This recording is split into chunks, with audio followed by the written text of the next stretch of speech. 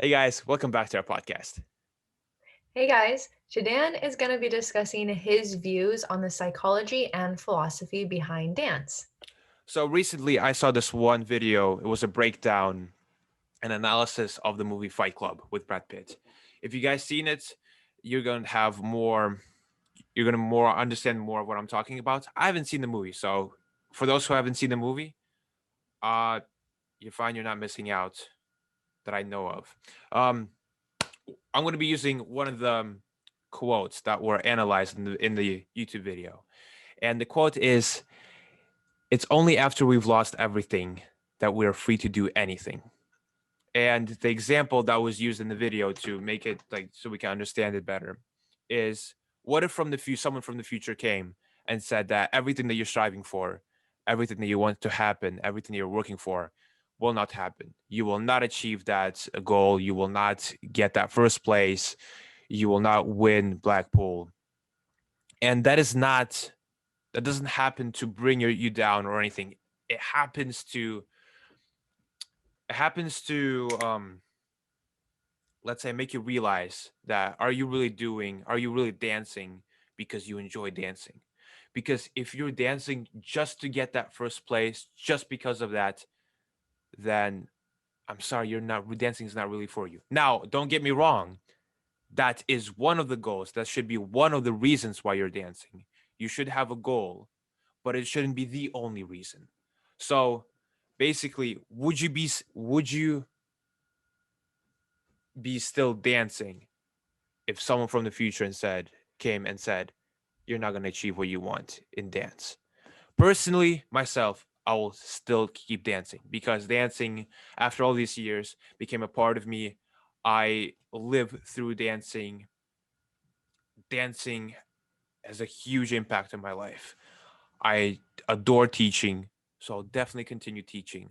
I love dancing in general, so I'll continue dancing. Even if I won't get that first place, even if I won't be that one tall legend that I always pictured myself to be when I was a kid, I would still continue dancing. I would still continue doing this podcast if we lose most of our listeners, because I enjoy talking about something that I love, that's something that I'm passionate about. This is why I started the podcast. I didn't have a goal for this podcast. All I wanted to do was put out content, put out information that I learned, and I want to share it with all of you guys that are listening. So, this is like a small aspect of the psychology and philosophy in air quotes, because I'm not a philosopher, I'm not a psychologist. I'm a 17-year-old. Okay, some people, some millennials or some older or adults, older people or adults will look at me and be like, who are you? Why are you talking about this?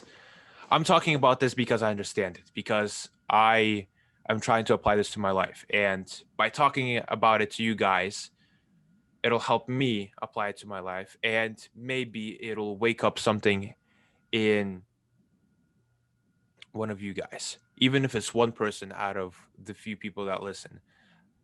One thing that goes with choosing what you want to do, I understand if you're a kid, you're in preteen and your mom forces you to dance, completely understand. I completely understand that. But if you're a 17-year-old and your mom still drags you into the dancing studio, and she pays for your lessons, you have to quit. Parents, if you're listening, let your kid quit, because it's not going to end well. We talked about worrying about picking a style recently, and how some people have issues with picking a style if they have to, because they feel guilty about um, because of all the work they put into one style, all the money and time. Let your kid quit. If they're 17 and they still throw a tantrum because they have to go to dance, they have to choose a different sport, a different activity. Don't let them sit down. Like, I understand if they're not doing anything at home, if they're sitting down, genuinely not doing anything.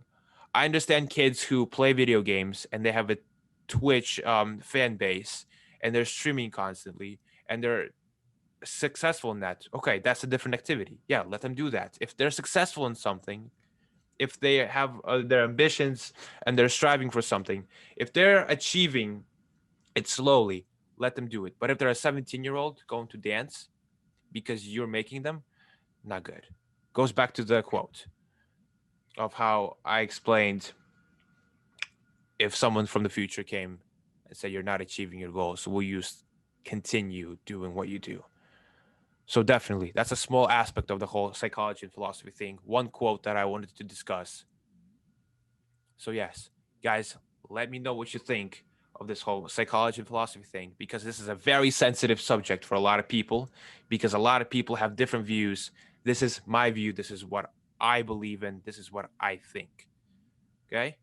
Thank you for listening, guys. We'll see you guys next time. Bye, guys.